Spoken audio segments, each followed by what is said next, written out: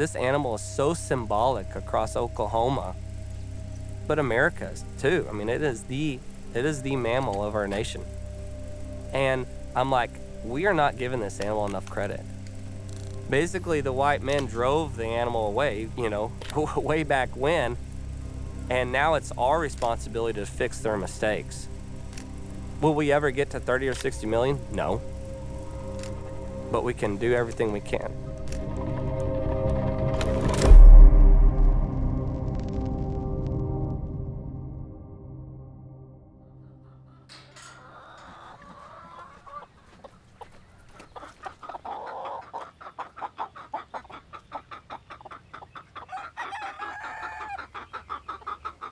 Grew up in Sulphur, Oklahoma, a town of 4,000 or 5,000, and grew up sort of in the country life. As a kid, I spent a lot of times, hanging out in the woods and hunting, fishing, doing all those adventurous things as a boy.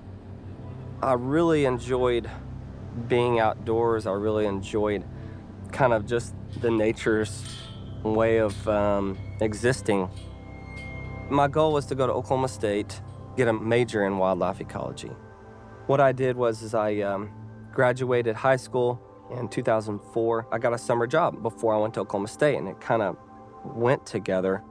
We have a national park here. It's called Chickasaw National Recreation Area. I was a biological technician. My first job, my boss said, well, one of the first things that you're gonna do, you're gonna take care of the bison. And so to me, I was like super excited and pumped to do that. That's kind of where I stepped into that world, pulling into the pasture and seeing the bison. I really enjoyed kind of seeing how the animals reacted to their environment and how they lived in their environment, the whole ecology side of it. The circle of life is always continuing.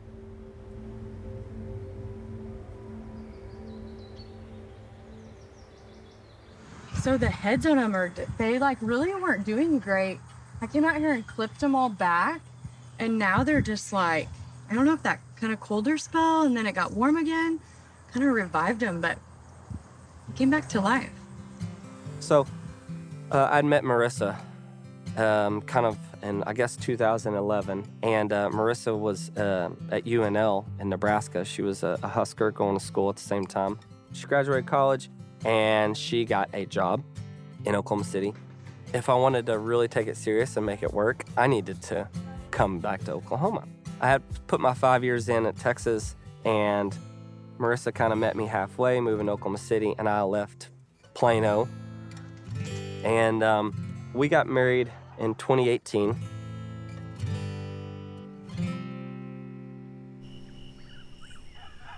But that spring, I had the idea, wanted to kind of get back to my roots a little bit. I asked Marissa, I said, hey, what do you think about raising bison? And she was like, yeah, let's do it. I called around, I did research, and nobody was telling the story of bison. I'm like, all these people do homesteading, they do their cattle thing, they do, their sheep and goat stuff. I'm like, what about bison? There's nothing consistently out there. Then we started the YouTube channel, and I still didn't know what I was doing, but I just started videoing myself. Because I was passionate about the animal, I was like, somebody's got to see this, I look at all these cool moments that I get to share with these bison, and all the work that goes into it. Hey guys, Dusty Baker here with lots of requests. We don't have thousands of acres, but that's where the YouTube and that's where putting them on our social media really, I think that's the best way to reach people about these animals, because we saw a lack of that. Marissa and I saw it. You couldn't find it, and I thought they deserved it. And so we put our passion behind it to really try to get them out there so people could see. I mean, I've got people that make comments that didn't even know bison still existed. And I'm like, that is so sad. That's our mammal. And I'm like, those little things like that inspired us. And whatever little slice we can have here in Oklahoma in the whole bison world, we try to make a big impact on that. I'm going to try to help as much as I can. I want to talk about these animals a lot more and just put you on a journey with us as we try to raise some bison.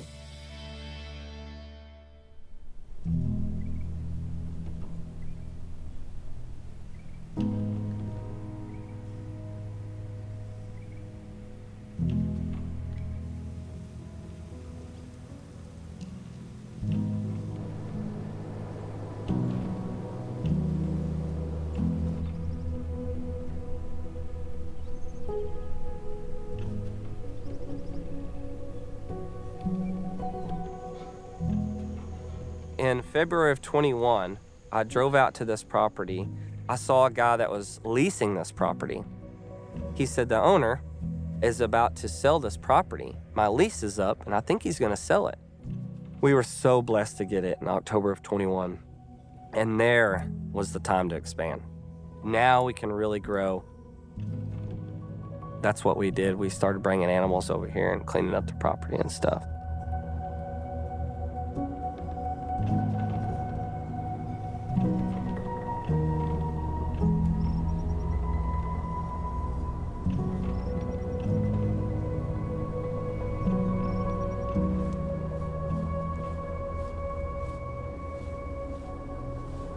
So we did a little bit of fence work to get them over here.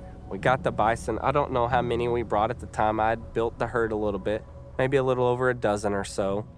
The next couple years has just been learning how to manage the land, learning about this land, how the bison treat the land and how we can manage that and alter that. Building lots of fence, cutting down lots of trees, tearing brush up, those sorts of things. I spent a lot of time making this a bison ranch.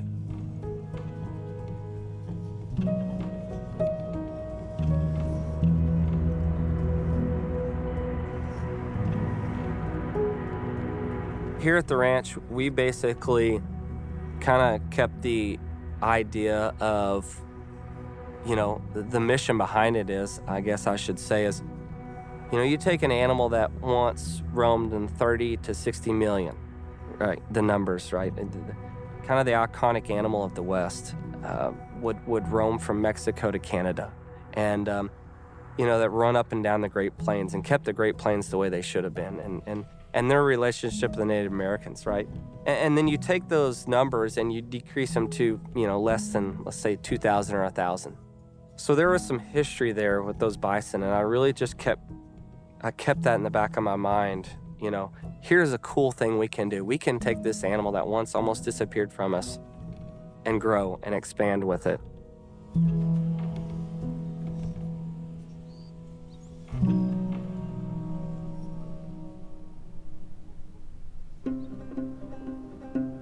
So we just kept that story of their background in our mind. And so that's why when we got this property, it was our chance to expand and have more bison and try to restore this animal that has almost disappeared, So basically in today's numbers, we're looking at maybe 600,000 bison in North America.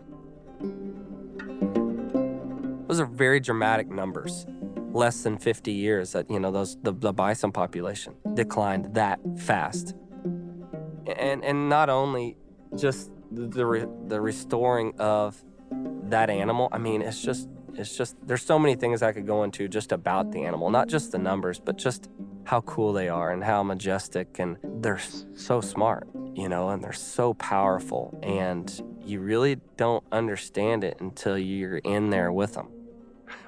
Literally you spend so much time with them, and they're learning from you, and they trust you. And as I saw the relationship between the Native Americans and the bison, the first guys that came here, the West, and living the Western lifestyle, I think about family, I think about how I was raised. I think about how we can raise our daughter in this sort of old-fashioned lifestyle of being a part of the West. And, when you look at the bison, there's no more iconic animal that was here way before cattle. When you drive down the road, in a place like Oklahoma or Texas or Kansas, Nebraska, you see cattle, you just keep driving.